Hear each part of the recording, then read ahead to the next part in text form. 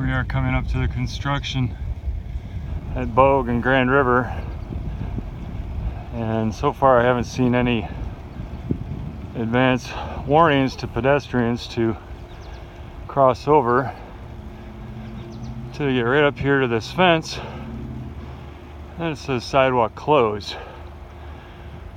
So then you've got about 10 feet of space between the fencing and the curb for pedestrians and bicyclists to get around this construction mess, which is not nice. Unsafe. Then there's a nice protected pedestrian way along Grand River. You really need that on Bogue Street as well.